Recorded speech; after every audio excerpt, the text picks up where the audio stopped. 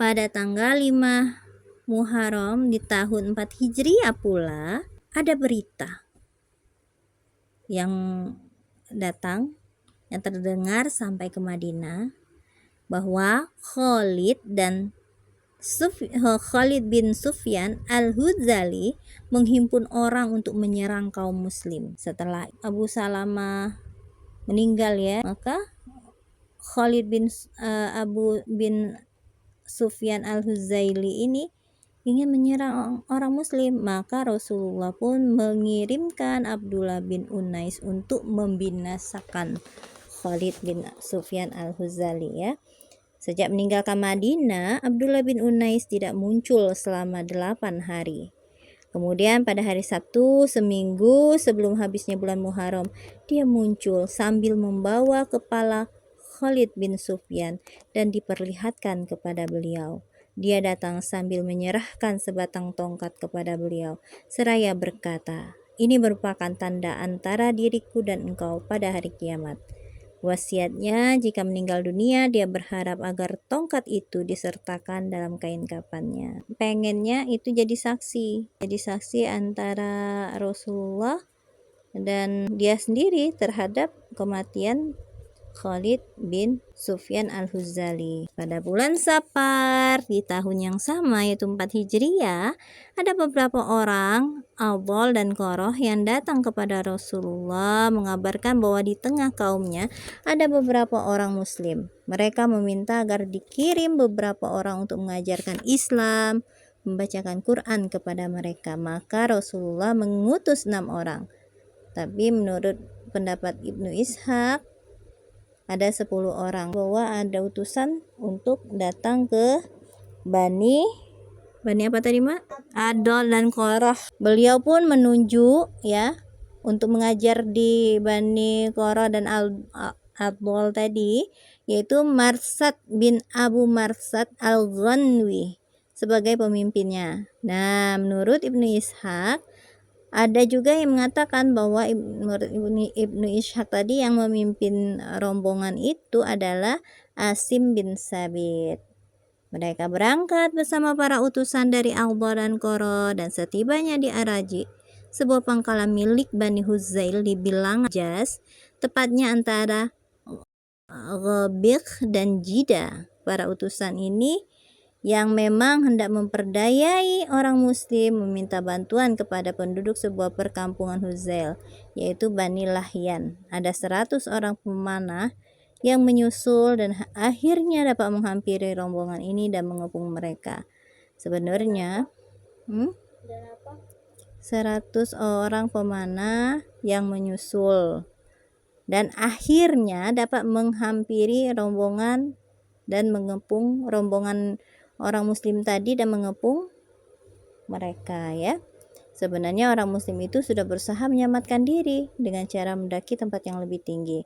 Orang yang mengepung mereka berkata, "Kami berjanji dan bersumpah tidak akan membunuh seorang pun di antara kalian asal kalian mau turun." Ibnu Hisham mengatakan, "Demi Allah, kami tidak bermaksud membunuh kalian, tetapi kami hanya ingin mendapatkan sedikit keuntungan dari penduduk Mekah dengan menyerahkan kalian kepada mereka.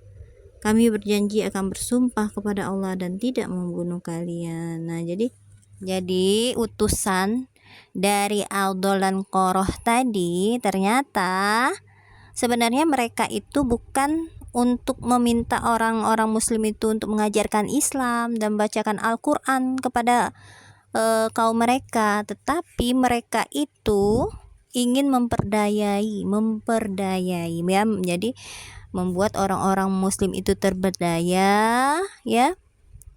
Kemudian nanti orang-orang muslim itu oleh mereka akan diserahkan kepada penduduk Mekah. Nah, dengan begitu orang-orang utusan dari Awdol dan Qoroh tadi akan mendapatkan imbalan.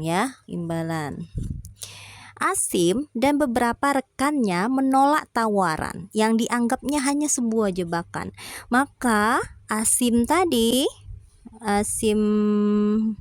bin apa tadi?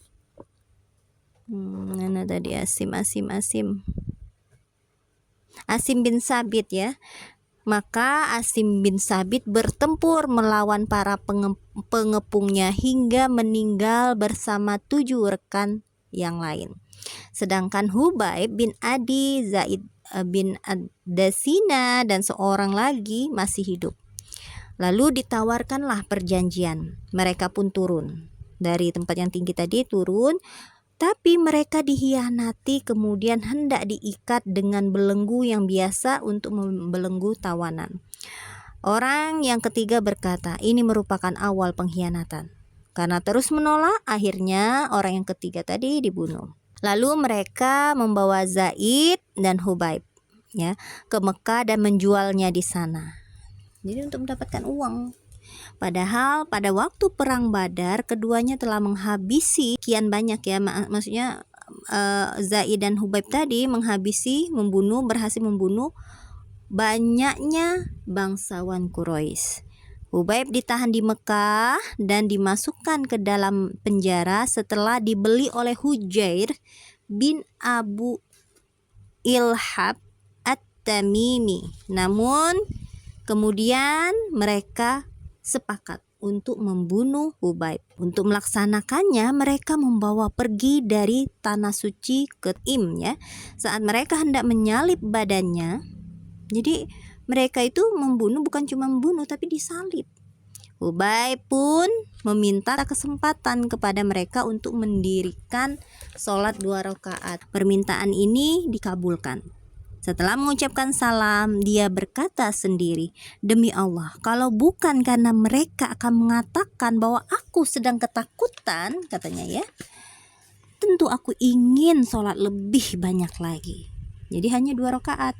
Padahal Hubaib itu pengen lebih dari 2 rakaat ya sholatnya. Kemudian dia berkata dengan suara nyaring, ya Allah, hitunglah bilangan mereka, binasakanlah mereka semua, dan janganlah engkau biarkan seorang pun di antara mereka tetap hidup. Setelah itu dia melantunkan syair.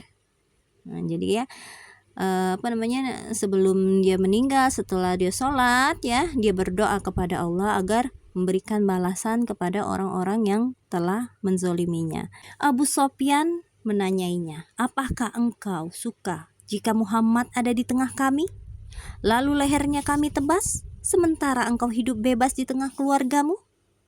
Hubaib menjawab, tidak demi Allah, aku tidak suka berada di tengah keluargaku sementara Muhammad di tempatnya terkena sebuah duri karena ulah kalian.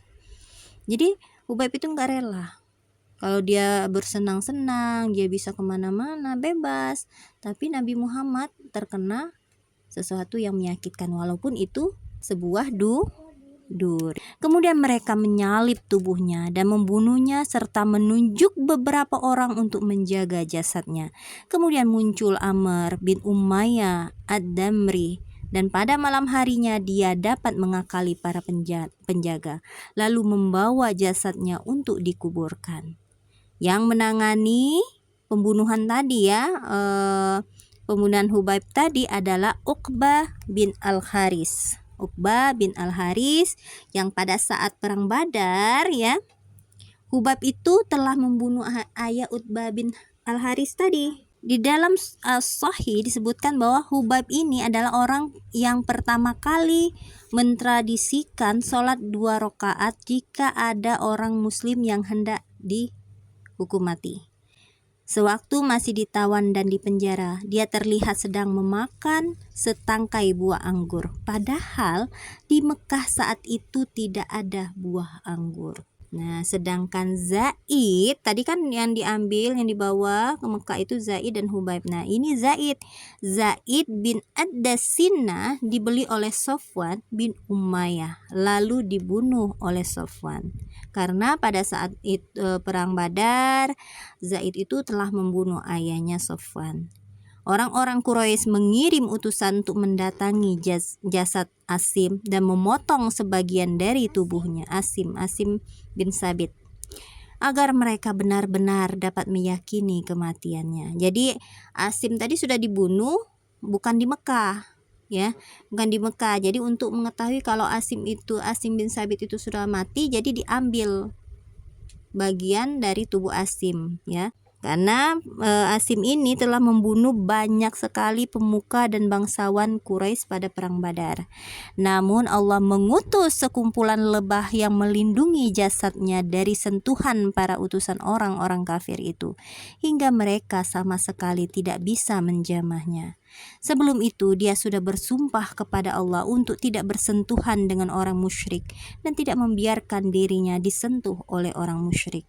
Tak kala Umar bin Khattab mendengar kejadian ini, dia berkata, Allah menjaga hamba yang mukmin setelah meninggal dunia sebagaimana dia menjaganya sewaktu masih hidup. Ya, sewaktu masih hidup, sebelum Asim bin Sabit tadi meninggal, dia sudah meminta kepada Allah agar tubuhnya itu tidak tersentuh orang musyrik karena dia tidak rela ya.